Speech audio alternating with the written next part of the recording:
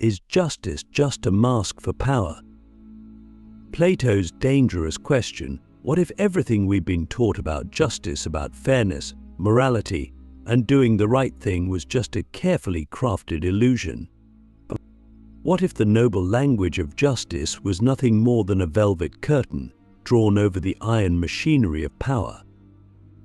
Think about it. From childhood, you and I were told that justice is about treating others fairly, about following rules, respecting laws, and standing up for what's right. But what if all those rules were written by the very people who benefit most from them? What if justice, this seemingly sacred ideal, is not a reflection of universal truth, but simply the most efficient and persuasive language of control? That's exactly the dangerous question Plato dares to ask in the Republic. And once you hear it, you can't unhear it. It begins when Socrates, Plato's mouthpiece, engages with a cynical character named Thrasymachus. Thrasymachus doesn't mince words. He says, "Justice is nothing other than the advantage of the stronger." Boom! There it is. The curtain is pulled back. No poetry, no ethics, just raw power. According to Thrasymachus, the rulers of society, kings, politicians, lawmakers, even the so-called wise, define what justice is, and they do it to serve themselves. The rules are written by the winners. The losers? They're told those rules are sacred. They're told to obey. And we internalize those rules so deeply that we forget to ever question them. Click subscribe to this channel to get more topics you love. Pause right now. Ask yourself, do I really believe in justice? Or do I believe in the version of justice I was taught by those who had power over me? Teachers, governments, religions, parents, they all told us what was right. But where did their authority come from? From wisdom or from position and control? Let's go deeper. Imagine a society where a tyrant gains power and declares that stealing from the rich to feed the poor is just. Now imagine another society where a council of elites says the opposite, that protecting private property is the highest form of justice. Which one is right? Both claim the word justice. Both enforce their vision with punishments. But the outcomes serve different groups. So is justice something objective and real, or is it a flexible tool, molded by whoever holds the reins? That's the terrifying beauty of Plato's dialogue. It doesn't give us easy answers. It shakes the floor beneath our moral feet. We want to believe that justice is noble, that it's tied to truth and goodness. But if Thrasymachus is even partially right, then we have to ask, what parts of justice are real and what parts are propaganda? You see this everywhere when you start looking. In history, empires claimed they were bringing civilization when they were really extracting resources. Colonizers used words like progress, law, and order, but the reality was exploitation. In politics, leaders invoke freedom and justice to justify war or surveillance. And in our everyday lives, social norms about gender, race, wealth are often wrapped in moral language, but underneath, they protect certain power structures. Now, let's not get too cynical. Plato doesn't stop at Thrasymachus. Socrates pushes back. He argues that justice isn't just the interest of the stronger. He says a ruler who truly knows what is best for a society would act in the interest of the ruled, not just for himself. But here's the catch: how often do rulers truly know what is best? And even if they do, what guarantees they act on it? Knowledge and power don't always walk hand in hand. This is where the danger lies, because if we accept that justice is manipulable, then we face a personal crisis. How do we live ethically in a world where morality might just be a mask for dominance? That question is not just academic. It's deeply personal. It affects how we vote, how we parent, how we treat others, how we define success, and how we judge ourselves. Let me ask you something uncomfortable. Have you ever used the idea of justice to justify your own advantage? Maybe you told yourself it was fair that you got the promotion because you worked hard, but someone else worked just as hard and faced invisible obstacles. Maybe you insisted on a rule being followed because it protected you, even if it hurt someone else. In those moments, was it really justice you were fighting for or your own comfort? We are all capable of this. That's why Plato's question matters. It's not just about governments or kings. It's about you and me. It's about the stories we tell ourselves to sleep at night. When you peel back the layers of your own sense of morality, what do you find? Is there truth at the core, or just habit, absorbed from a world shaped by power? And yet, here's the twist. Even if justice is a mask for power, does that mean we should abandon it? Or should we strive to redefine it not as something handed down from above, but as something we consciously build from below? Something rooted in dialogue, empathy, and awareness of how power works. That's the radical opportunity Plato gives us. By questioning justice, he doesn't destroy it. He purifies it. He forces us to strip away the convenient lies so we can really try to find what justice might mean when we're not under anyone's spell. So here's the challenge. Look around your life. Who defines what's just in your world? Who benefits from that definition? And most importantly, can you imagine a better one? When morality becomes a weapon, the hidden violence of righteousness, we all like to think of ourselves as moral beings, and that we stand on the side of the good, that our sense of right and wrong is not only justified but noble. But what if morality isn't just a compass guiding us toward justice, but also a sword we use when it suits us? What if the very thing we think makes us virtuous has been quietly weaponized by us, by others, by institutions, and turned into a tool for exclusion, domination, and even violence? Think about this. When someone invokes morality with absolute certainty, what are they really doing? On the surface, they're expressing values. But underneath, they're drawing a line between us and them, between those who are right and those who are wrong.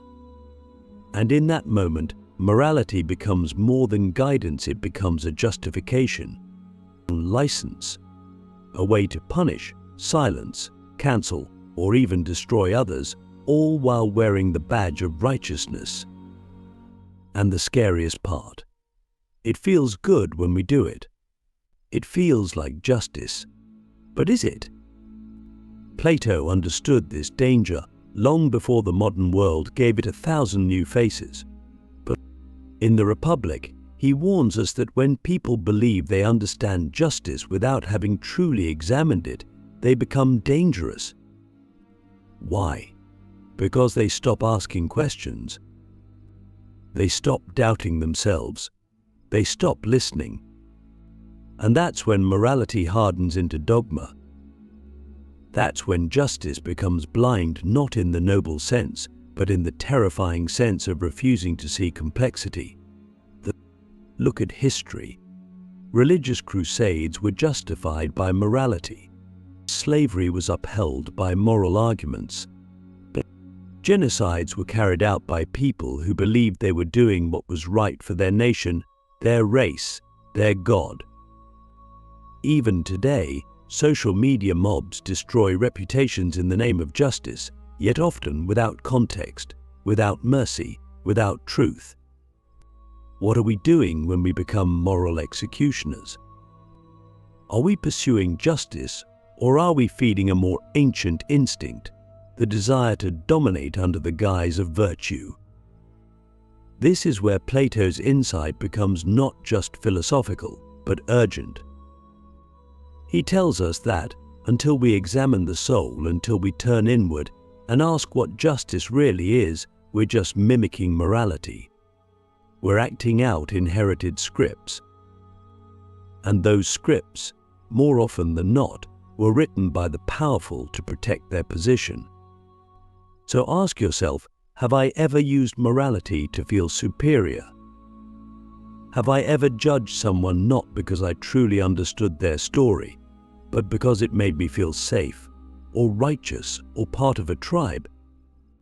Have I ever silenced someone because their truth was inconvenient to mine? These are hard questions, but they're necessary. Because if we don't ask them, we risk becoming exactly what we oppose. We become the tyrant in the name of justice. We become the oppressor in the name of goodness. And worst of all, we never even realize it. Here's the paradox: real justice, the kind Plato hints at, is uncomfortable. It doesn't flatter us. It demands that we see the world in shades, not in black and white. It asks us to understand before we judge. It asks us to listen, even when what we hear threatens our beliefs. That kind of justice doesn't come easy. It's not handed down by authority, but it's cultivated, earned, built through humility. And here's the practical truth. In your own life, you will be tempted to use morality as a weapon. In arguments, in relationships, in politics, in the workplace. You will feel the rush of being right. But often, that righteousness is a mask hiding a deeper fear, the fear of uncertainty, or the fear of losing control, the fear of being wrong.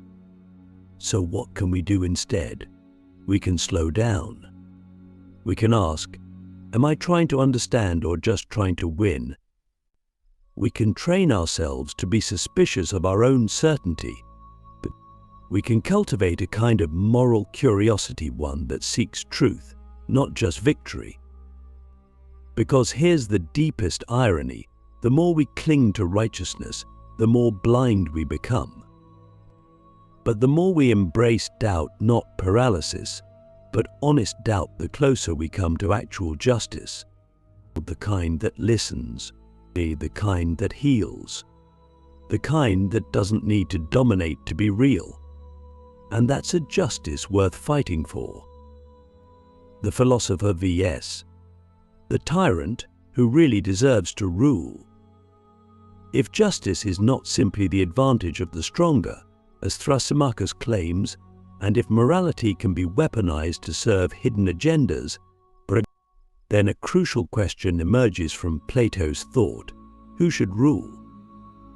If we can't trust the powerful because they manipulate justice, and we can't trust the mob because it is easily seduced by appearances, then who, if anyone, is fit to wield power? Plato's answer is as radical as it is controversial: the philosopher. Now, let's not misunderstand what Plato means by philosopher.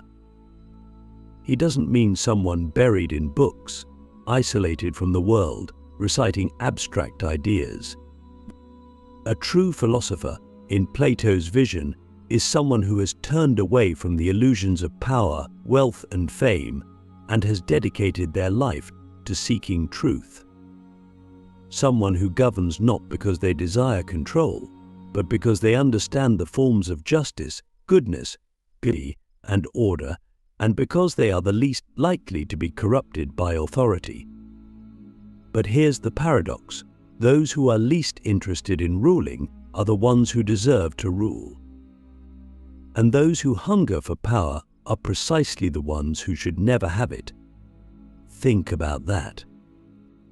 In your workplace, in politics, in your community, how often do we see people rise to leadership not because they are wise, but because they are ambitious? Because they know how to play the game? because they can manipulate the crowd or market themselves better. Plato saw this clearly. He believed the tyrant is the natural evolution of a democracy gone wrong. When people are given total freedom without philosophical education, they begin to chase only their desires. They seek pleasure, wealth, status, and eventually, they look for a leader who promises to give them everything they want, no matter the cost. That leader, the demagogue, becomes a tyrant. And justice, once again, becomes whatever the tyrant says it is. This isn't just theory. We see it in history. The fall of democratic Athens, the rise of Caesar, the manipulation of laws by kings and dictators. Even in modern democracies, we see how easily public opinion can be swayed, how truth becomes a matter of convenience, and how justice is shaped by whoever controls the narrative. So Plato's question remains painfully relevant today. Can we build a society where the rulers are not seduced by power, but grounded in wisdom? Now, here's where things get personal. Because even if you and I are not kings or presidents, we all hold power in some area of life. Maybe it's in our families, our teams, our communities. And the question becomes, do we use that power to serve or to dominate? Do we lead like the tyrant driven by fear, ego, and insecurity? Or do we strive for the philosopher's path, one of reflection, restraint, and responsibility? You see, Plato's philosopher-king is not some mythological figure. It's a challenge to each of us to become the kind of person who doesn't just repeat the slogans of justice, but who understands it, who seeks truth even when it's uncomfortable, who resists the easy temptation of control, and who leads not because they want to, but because they must. But let's not romanticize it. The philosopher's path is lonely. It's slow.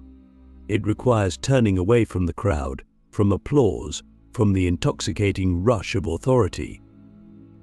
It demands that you see beyond the surface, question your own motives, and accept that you may never be fully understood by those around you. So ask yourself, do I lead from wisdom or from impulse? Do I seek power for what I can give or for what I can take? Am I cultivating the philosopher within me or feeding the tyrant I refuse to admit exists? This is not just philosophical rhetoric. It is a blueprint for a different kind of life, one where justice is not a slogan, but a lived discipline, one where leadership is not about dominance, but stewardship, one where power is guided by humility, not by hunger. If we want a world where justice means something real beyond politics, beyond propaganda, then we must become the kind of people who can hold power without being consumed by it. That is the philosopher's task, and it might be the most difficult, most necessary task of all. The final illusion, can we ever truly know what is just? All along this journey, from Thrasymachus's brutal honesty to Socrates' relentless questioning, from the weaponization of morality to the contrast between philosopher and tyrant, we've been chasing a single, haunting question: is justice just a mask for power? But now, in this final stage, we must face the most unsettling possibility of all. What if justice itself, this ideal we've dissected, defended, and doubted, is not only elusive but unknowable? What if the final illusion is that we can never truly grasp what is just with certainty? Plato, in his genius, never lets us rest in easy answers. The Republic doesn't end with a slogan. It ends with a myth, the allegory of the cave, and that myth is not a conclusion, it's a mirror that forces us to confront how little we actually know. Imagine spending your whole life watching shadows on a wall, believing those shadows are reality. Then, one day, you're dragged out of the cave into the blinding light of truth. That light is painful. It disorients you. You resist it. But eventually you see clearly. And once you do, you can never go back. This is Plato's ultimate message about justice. Most of us live in the cave. We inherit beliefs. We obey laws. We repeat the language of fairness and righteousness. But we mistake the shadow's social norms, political slogans, legal systems for the real thing. We think we know what justice is because we see its symbols. But to truly know justice, we'd have to leave the cave. We'd have to endure the discomfort of unlearning, the agony of doubt, the solitude of thinking for ourselves. And here's the philosophical tragedy. Even when we do leave the cave, we can never be fully sure we've reached the light. Truth, especially moral truth, is not a fixed destination. It's a process, a movement, a striving. That's what makes justice more than just a word. It becomes a way of life. Not something you possess, but something you pursue, relentlessly, humbly, without guarantees. So what do we do with this uncertainty? Do we give up? Do we drown in moral relativism, saying anything goes because nothing can be proven? No, that's not what Plato teaches. The point is not to abandon the search, but to purify it, to make peace with the fact that justice may never be fully known, and yet still choose to seek it, live it, embody it. In your life, there will be moments when you feel certain you are right. You will feel the fire of moral clarity. And maybe you're right, but maybe you're not. The philosopher learns to pause in that moment and ask, what don't I see? What assumptions am I standing on? Whose perspective am I ignoring? That pause might be the most just act you ever perform. Justice, then, isn't a fixed code, it's an ongoing discipline. It's the courage to question your own motives. It's the willingness to listen to the person you most disagree with. It's the humility to admit when you are wrong, even if you had the best intentions. It's the strength to resist vengeance when you have the power to act. And above all, it's the recognition that power and justice are always in tension, always pulling on each other, always demanding vigilance from those who care about truth. So I leave you with this final question. What if justice is not something we find, but something we build in every conversation, every decision, every act of courage?